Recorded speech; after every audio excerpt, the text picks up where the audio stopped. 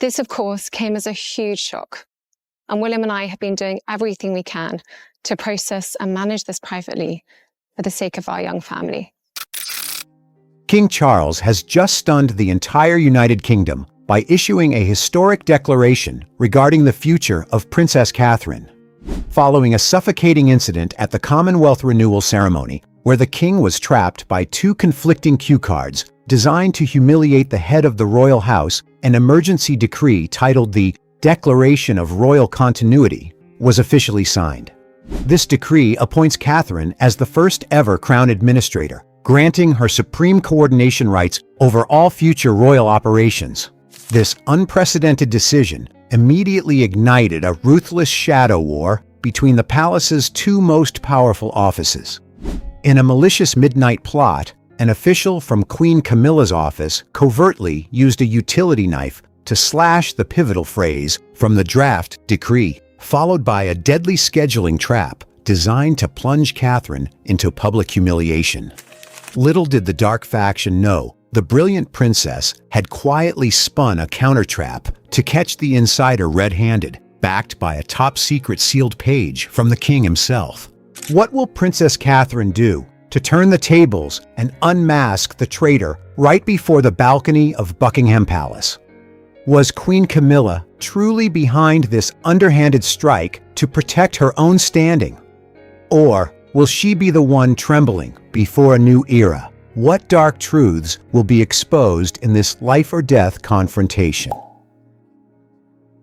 The spotlights at the Commonwealth Renewal Ceremony shone directly onto the main podium, where thousands of international media lenses waited to capture every breath of the British monarch. King Charles stepped forward with his accustomed majesty, but the moment he reached into his suit jacket pocket to draw the ceremonial cue cards, his entire body froze. The king's fingers trembled, his face paled, and beads of sweat began to glisten on his forehead, reflecting sheer panic under the high-intensity lights. Before his eyes lay not a clear, unified ceremonial roadmap, as in previous years, but two stiff cardboard cue cards with completely contradictory instructions. One card ordered the king to step to the right of the dais to receive the Commonwealth symbol, while the other, written in an identical forged handwriting, demanded he remain stationary and sign the royal guest book. This was an incredibly insidious, indirect blow. The mastermind behind the plot knew well that the king was under immense pressure. A public blunder on a live global broadcast would reduce him to a laughingstock, a senile, disoriented figure in the eyes of millions. The prolonged 30-second silence at the podium was rapidly spiraling into a genuine media disaster. In the audience, reporters began to whisper heads huddled in suspicion, and in a hidden corner backstage, the smug smiles of courtiers from Queen Camilla's office began to widen. They believed the collapse of the king's image would provide the perfect opportunity for the Queen's office to seize total control over foreign affairs. Amidst an atmosphere so tense it was suffocating, Princess Catherine stood up from the front row. The long train of her gown glided elegantly across the red carpet with extraordinary decisiveness, breaking the paralysis of the ceremony. Without a shred of awkwardness, Catherine walked straight to King Charles's side, positioning herself at an angle that shielded his trembling hands from the direct line of the cameras. Her eyes, sharp as a blade, scanned the swapped cue cards. Her brilliant mind instantly identified the counterfeit card based on its thickness and the specific ink color hidden beneath the royal border. Catherine reached out gently but precisely, pointing her finger to the correct passage on the authentic card while deftly palming the fake one into her hand. The soft yet commanding voice of the Princess of Wales whispered into the king's ear, instilling the necessary confidence for him to deliver his declaration, clearly drawing thunderous applause from the entire hall. The disaster was averted, and the true face of the monarchy was saved by a single woman. That very night, within the cold stone walls of Buckingham Palace, King Charles could not sit still after a stumble that had nearly buried his honor. He understood that a venomous viper was slithering right beneath his bed. To crush the dark hands manipulating the palace from behind the scenes, the king made an urgent decision that shook the entire royal establishment.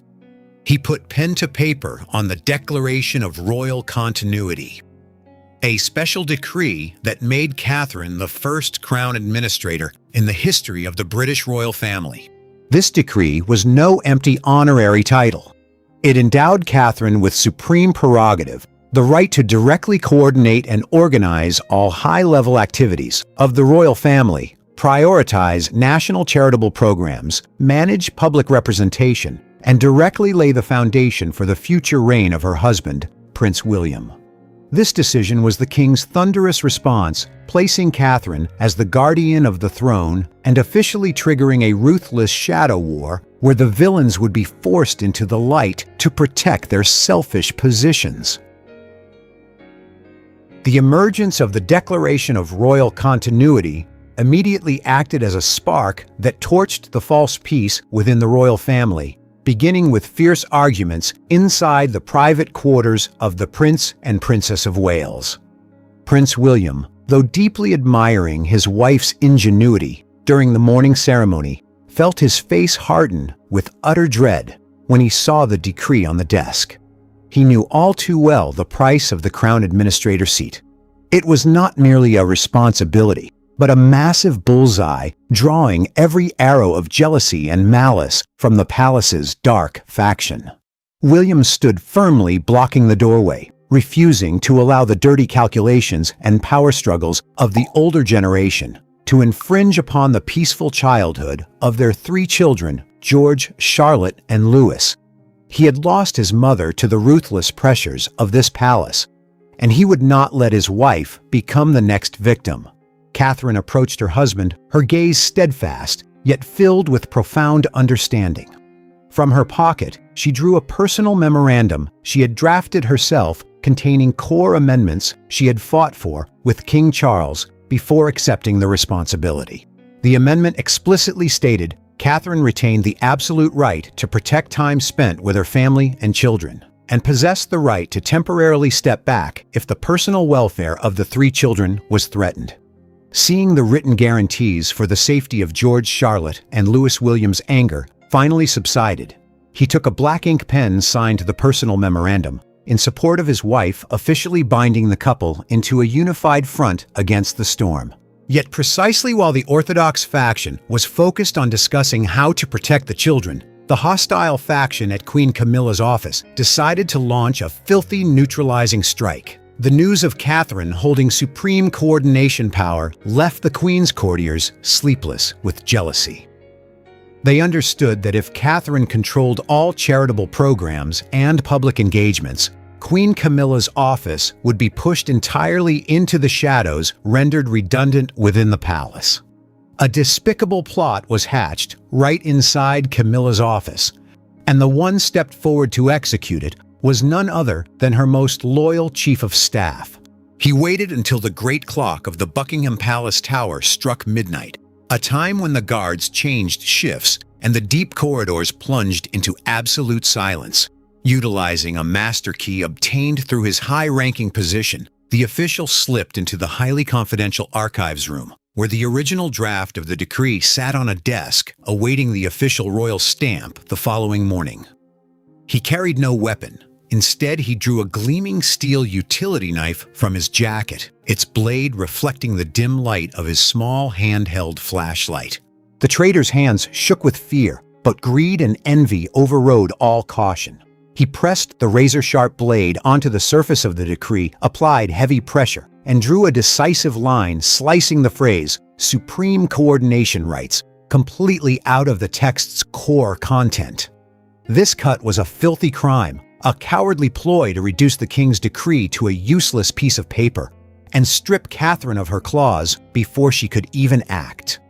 The official carefully slipped the excised phrase into his pocket, wiped away every trace of paper debris with his fingers, and vanished into the darkness, believing this stealthy blade had utterly destroyed the position of the Princess of Wales. Early the next morning, the Buckingham Palace archives room resembled a cold battlefield, as the sabotage of the decree was exposed. Princess Anne was the first to enter, discovering the original draft brutally slashed upon the desk. With her austere nature and sharp observational skills, Anne instantly recognized this as an internal assault aimed at overturning the king's executive decision. Not long before, during a private conversation behind the royal library, Princess Anne had bluntly told Prince Edward that King Charles thoroughly rejected purely ceremonial titles. He loathed those who wished to reap rewards without effort and only trusted vital responsibilities to those truly capable of action, like Catherine. Therefore, the theft of the phrase "supreme coordination rights" was a direct declaration of war against the king's will. Princess Anne immediately brought the ravaged document straight to King Charles's office, directly assisting the king in confronting the harsh truth of his courtier's greed. Upon seeing the sharp tear on the decree, King Charles flew into a towering rage. His face turned crimson with anger, and he slammed his hand on the desk so hard that the inkwell on the tray nearly toppled over. He could not tolerate those who ate the royal bread, using the dirty tactics of common thieves to manipulate the ruler's will. Catherine was summoned immediately. She looked at the cut on the paper with an unnerving calm. Her eyes betrayed no weakness. Instead, they held the intense focus of a detective hunting prey. Catherine and Princess Anne operated in complete secrecy, bypassing all intermediary departments to avoid tipping off the culprit.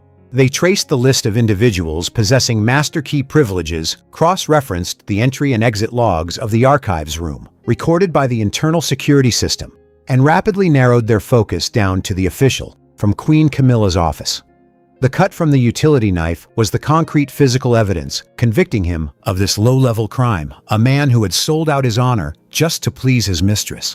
However, rather than creating a public scandal for the external media to tear the royal family apart, King Charles launched a far more legally binding and ruthless counterstrike under Catherine's counsel. The king took up his pen to fully restore the excised phrase on a brand new decree, his ink strokes thick and resolute as an assertion of his daughter-in-law's inviolable authority. Going further, to completely block the dark faction, he added a stringent requirement from that day forward: any challenge or opposing opinion against Catherine's coordination decisions had to be fully justified in writing, with clear-signed documentation, ending all covert underground orders behind her back. Most notably, King Charles executed a strategic move that the treacherous official and even Queen Camilla never anticipated. He personally drafted and sealed a top-secret page, appending it to the royal archives. This sealed page dictated a terrifying clause for the hostile faction: if Prince William, for any reason whatsoever, is unable or unwilling to perform his duties, Catherine's power to coordinate operations will automatically expand with absolute independence. This was a steel trap wrapped in velvet, turning Catherine's position as crown administrator into an invincible fortress and crushing any plot to isolate her in its infancy. The dark faction, led by the official from Queen Camilla's office, remained smugly complacent, despite knowing the king was furiously investigating the torn decree. Driven by arrogance and blind jealousy, they felt confident that the Midnight Blade had left no fingerprints, and that Catherine would be powerless if they struck at her greatest vulnerability: her lack of experience in managing major international royal tours. A new, more sophisticated and ruthless plan was mapped out right on the desks of the Queen's office, aimed directly at the Princess of Wales's very first official day of coordination power. The treacherous official covertly abused his authority to approve and release a hypothetical foreign tour itinerary titled the Commonwealth Women's Partnership Visit, exclusively for Queen Camilla. Crucially, this itinerary was engineered to overlap perfectly from takeoff times to major media event locations with Prince William's long-established international tour. This was a deliberate system error created for the sole purpose of generating the most catastrophic media collision ever witnessed. In the royal world, having two senior figures appear simultaneously at different international events would split the press corps, cause information chaos, and turn royal operations into a farce. The villain behind the curtain smiled triumphantly. He calculated that when this scheduling clash exploded public opinion and the press would point their daggers at Catherine, accusing her of incompetence and claiming she had thrown palace order into chaos the moment she took power. They wanted to turn her first day of governance into a day of disaster, forcing King Charles to witness his daughter-in-law's weakness and personally revoke the continuity decree. Leaks regarding the overlapping schedules were quietly funneled by the dark faction to allied reporters, igniting a wave of public chatter on tabloid covers that openly questioned the capabilities of the new Crown administrator. Sitting in her office at Kensington Palace, Catherine looked at the two overlapping itineraries placed on her desk. Her face betrayed neither panic nor anger. She knew exactly what this trap was, an attempt to force her into a direct confrontation with either her mother-in-law or her husband. If she canceled Camilla's trip, she would be accused of disrespect. If she delayed William's, she would disrupt the future trajectory of the reign. The treacherous courtiers held their breath, waiting to see Catherine collapse under this insoluble riddle, believing she would have to beg the Queen's office for assistance. But they underestimated a woman who had stood firm through hundreds of media crises, using the intellect and dignity of a true princess. Catherine smiled faintly, her long fingers tapping lightly on the itinerary. She spotted the loophole in their game and decided to use the enemy's own trap as the noose to tighten around their necks.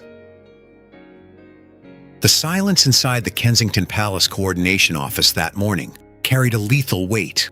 Queen Camilla's chief of staff walked down the corridor, with his head held high, his fingers gently stroking his gold cufflinks, his heart overflowing with smug satisfaction. He watched the leather trunks containing the Queen's luggage being carried out to the vehicles by attendants preparing for the Commonwealth Women's Partnership visit. In another quarter, Prince William's international schedule had also been pushed onto the palace media system. The flawless duplication of time and location for these two international trips resembled two express trains hurtling toward each other on the exact same track. The perpetrator stood by, idly certain that Catherine would completely break, forced to choose between a dirty compromise or watching the press tear the royal family to pieces on her very first day. What the traitor failed to realize was that every single one of his movements, every alteration of dates and times on those schedules had been caught by Catherine's icy gaze hours prior. The Princess of Wales chose neither compromise nor debate to seek consensus from her rival's office. Putting royal duty above all else, she maintained a cold head in facing the system error intentionally manufactured to dethrone her. Taking up a blue ink pen, Catherine drew a decisive line through her husband's international itinerary. She made a daring choice that left Camilla's entire network of courtiers completely unable to react. She approved the Queen's overseas trip to proceed exactly as originally committed, preserving maximum respect for Camilla before her international partners. Simultaneously, Catherine executed a spectacular redirection. She ordered the total cancellation of Prince William's international tour, rerouting him to a series of domestic events with 10 times the media magnetism. International reporters followed Camilla abroad, while the entire domestic media force was locked onto William's sensational activities back home. The media collision, so painstakingly arranged by the dark faction, was smoothly dismantled by Catherine, turning a scheduling crisis into a stage that glorified the supreme organizational prowess of the new Crown administrator. The moment the mess was cleared, Catherine gave her enemies no time to catch their breath. Alongside Princess Anne and royal security forces, she launched a surprise raid on the Succession Planning Coordination Office. The room filled with suffocating tension as Catherine threw the two original schedules onto the table right next to the coordination orders bearing the personal signature and stamp of Camilla's chief of staff. This was concrete, undeniable physical evidence proving he was the mastermind who deliberately engineered the error to sabotage the palace's coordination system. King Charles and Prince William stepped into the room, their faces as cold as ice. Seeing the tides turn completely, the treacherous official instantly felt the ground vanish beneath his feet. His face shifted from pale to a deathly gray, his knees trembling before buckling onto the marble floor. Yet the greedy and obstinate nature of a longtime henchman would not allow him to surrender easily. He cast a surreptitious glance toward Queen Camilla, who stood rooted to the spot by the doorway, trying to grasp at a final lifeline. He loudly proclaimed his innocence, his voice cracking with terror, claiming this was merely an unintentional typographical error by a subordinate, and accusing Catherine of abusing her new power to purge and isolate the Queen's loyal servants in a covert bid to seize the palace. But at the exact second the traitor attempted to flip the narrative with his cowardly lies, the story's terrifying plot twist exploded, shattering the dark faction's final illusions. King Charles took a step forward, his eyes filled with profound disappointment and ultimate fury toward those who had defiled his decree. Disdaining to even look at the official groveling on the floor, he slowly withdrew an ancient golden key from his vest pocket. He walked over to the royal secret box, unlocking it to reveal a top-secret sealed page, bound tightly with red beeswax, stamped with the dynastic crest, the very page he had personally attached to the original decree after the night the draft was cut. The king's voice rang out, as commanding as thunder, shattering the breathless silence of the room. If Prince William, for any reason whatsoever, is unable or unwilling to perform his duties, Catherine's power to coordinate operations will automatically expand with absolute independence. No one holds the right to interfere or challenge it. This secret clause descended upon the villains like a velvet-covered steel trap. Queen Camilla stood frozen in place, her lips trembling and her hands clutching her skirt as a bitter truth dawned on her. It was the dirty plots, the stolen words, and the scheduling traps executed by her own subordinates that had inadvertently triggered this backup page. They had sought to undermine William, to isolate Catherine, but the result instead thrust absolute independent power directly into her hands, reducing all the calculations of the Queen's office to ash. The treacherous official collapsed entirely at the king's feet, realizing he had utterly lost a game where Catherine had calculated every single move before the battle had even begun.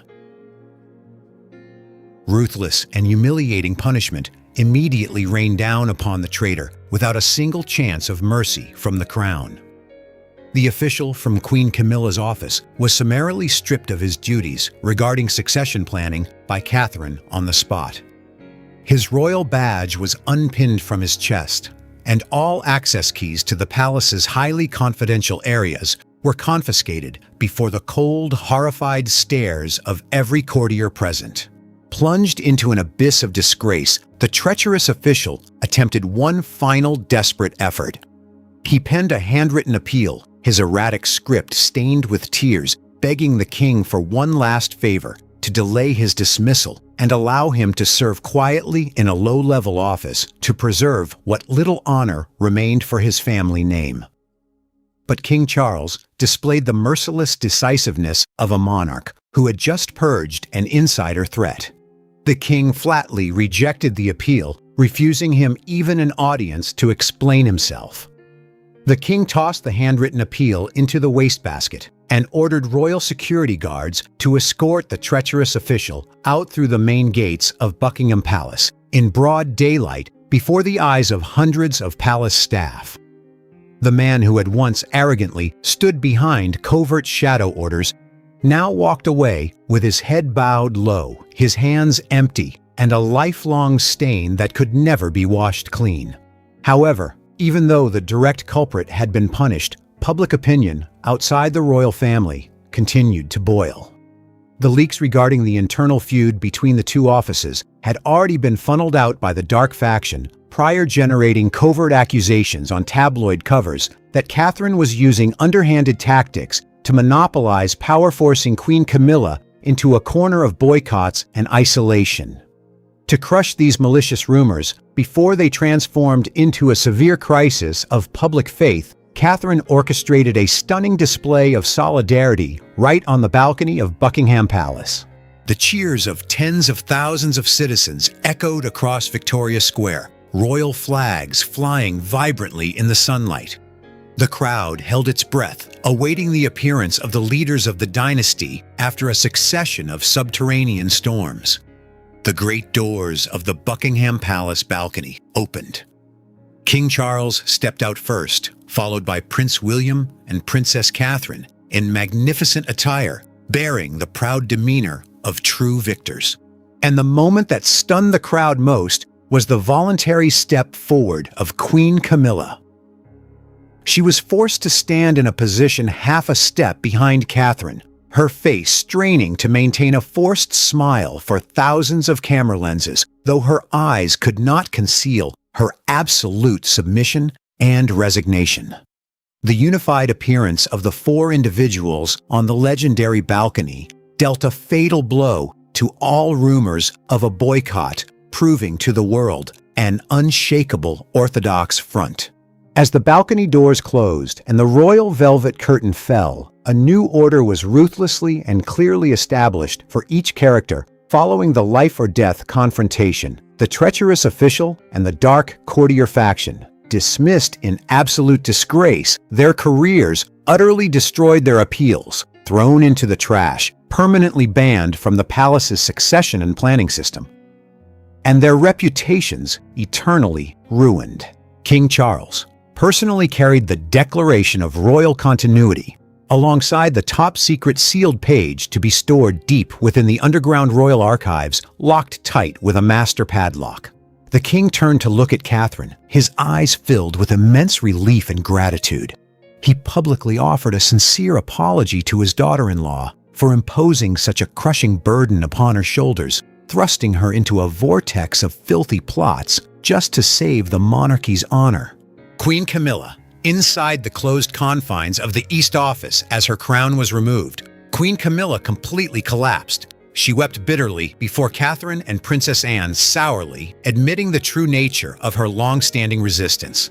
It was not because she doubted Catherine's administrative competence, but out of a terrifying fear of an aging woman dreading becoming invisible, a redundant shadow, forgotten in a dynasty transitioning far too quickly. Her jealousy and pride ultimately cost her a humiliating capitulation, transforming their prior adversarial relationship into a reserved respect, a boundary she would never dare cross from that day forward. Princess Catherine stood unshakable as the radiant victor of the life-or-death battle.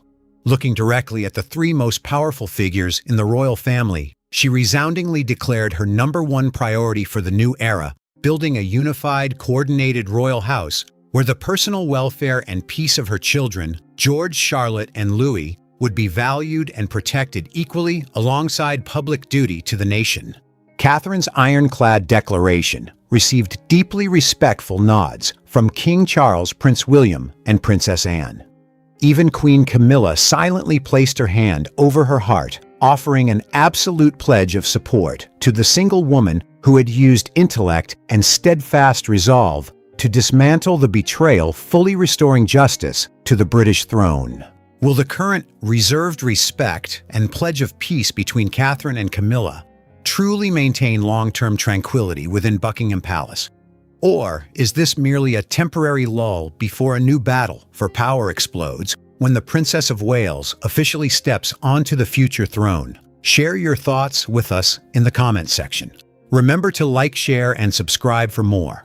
Also, click the next video showing on your screen. You will enjoy it.